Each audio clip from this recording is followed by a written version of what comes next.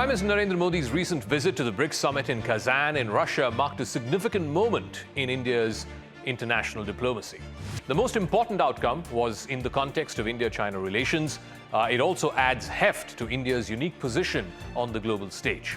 The visit not only showcased Modi's diplomatic acumen, but also highlighted India's ability to navigate what is a very complex geopolitical landscape.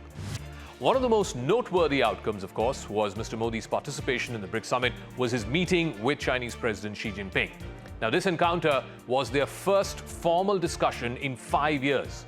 The bilateral meeting after both nations reached an agreement to resume border patrols along the line of actual control in eastern Ladakh. That announcement happened earlier this week, and this meeting happening just within a couple of days after that announcement.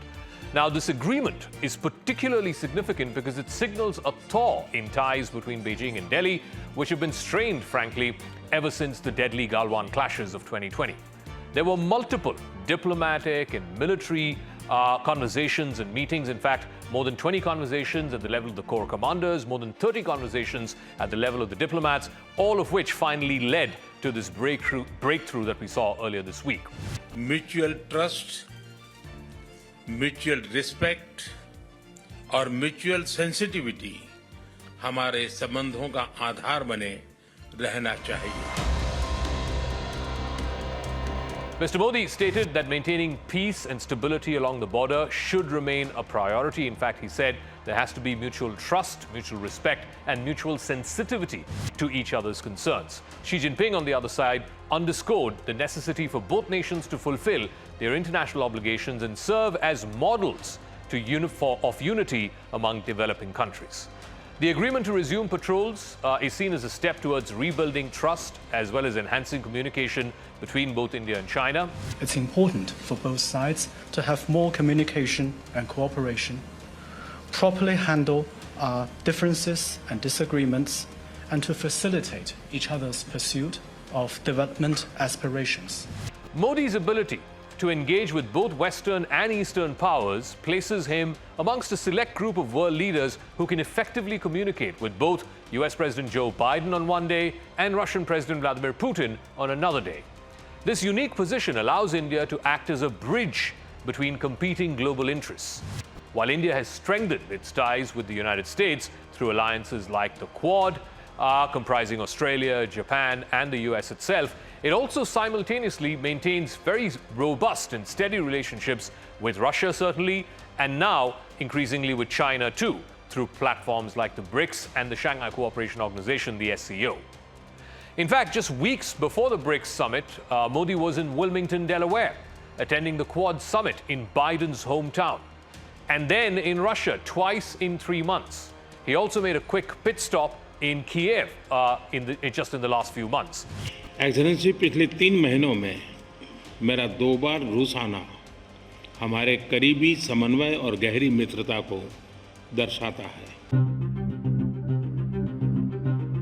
So this dual engagement strategy enhances India's leverage on the global stage by participating in both what are Western-led initiatives like the Quad and those led by Russia and China like Brics and SCO. India is also positioning itself as a crucial player which is capable of influencing discussions on a variety of global issues, whether it's security or economic. But that's not all. In addition to navigating international ties, Modi has also demonstrated a commitment to India's national interests, particularly regarding sensitive issues dealing with India's territorial integrity and sovereignty. The latest example is, of course, the amount of sort of pushback that we've seen on the Khalistan issue, and particularly the sanctuary that's being given to separatist Khalistan elements in countries like Canada. The Modi government has firmly pushed back against Canada's stand on this issue. It has emphasized India's sovereignty and security concerns. So far, Canada has not given any evidence in support of the very serious allegations that they've leveled against India and against Indian diplomats. We also see there is a pattern. The pattern is motivated by political considerations on the part of the Canadian Trudeau government. India also finds itself in a unique position where it is best placed no matter who is elected to the White House next month, whether it is Republican Donald Trump or whether it is Democrat Kamala Harris. India is close to both the Republican and Democratic establishments. In fact, there is bipartisan consensus and bipartisan support for India on Capitol Hill for the better part of the last 20-25 years, no matter who the occupant of the White House is, whether it's a Republican president or whether it is a Democrat president. I don't think there'll be much difference. Broadly speaking, the United States has made a strategic decision over 4 administrations now to move closer to India. There's been a good amount of reciprocation on the Indian side. India is still a very protectionist country. India's ability to easily flit between different geopolitical camps, being part of the Quad and being part of arrangements like the Brics, provides it a distinct advantage. This flexibility allows India to engage in dialogues with both camps.